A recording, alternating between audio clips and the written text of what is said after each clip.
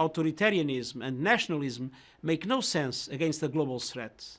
My call to action for human rights spells out the central role of human rights in crisis response, gender equality, public participation, climate justice, and sustainable development. On Human Rights Day and every day, let's resolve to act collectively, with human rights front and center, to recover from the COVID-19 pandemic and build a better future for all. As the COVID-19 pandemic continues, we need to take preventative measures to stop the spread. Here are the 5 do's and 3 don'ts, as well as the 6 tips to help you stay safe and healthy. The 5 do's are: wash your hands, drink more warm water, do more exercise, be happy, and be more careful. The 3 don'ts are: don't lose your temper, don't worry, and don't be anxious. The other 6 tips are: wash your hands frequently, wear a face mask, practice social distancing, stay mentally positive,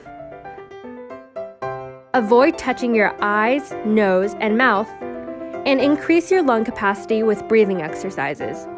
Make sure you follow these tips to keep yourself and others safe. Together, we can get through this.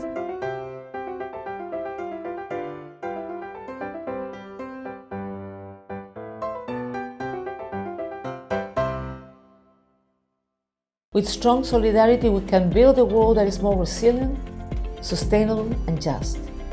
Join me in standing up for human rights. In recent years, there is an emerging taxpayers' human rights violation issue. The taxes levied directly impact people's property rights, the right to life, and other fundamental human rights.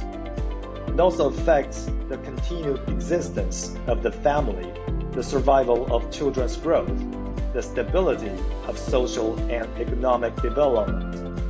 Taxpayers' human rights have become part of the international trend of acknowledging the universal applicability of human rights.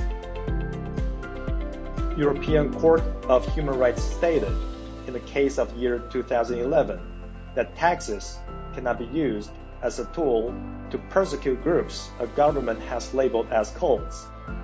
Taxation based on human rights must be implemented so that every nation can enjoy prosperity and peace.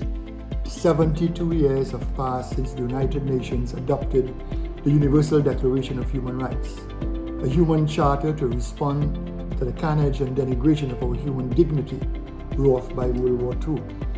On this Human Rights Day, we must reflect on how far the international community has advanced and defended the inalienable fundamental rights of humanity. Any agenda on human rights and recovery in the COVID-19 era must be just and inclusive, safeguarding and protecting the rights and dignity of women and young girls. It's much more difficult to hide it when it is presented on so many websites and in so many papers and so many organizations sending letters of concern to your ministries and so on. After 24 years of political repression, the Taiwanese government still deeply entangles Taiji Men disciples and grandmaster with fake tax bills, affecting the reputation of ancient culture that has been passed down for thousands of years. We urge the government to make the right decision conscientiously and act in accordance with the law. Under a true democracy, the government has the responsibility to repeal illegal taxation and return justice and happiness to Taiji Men grandmaster and his disciples.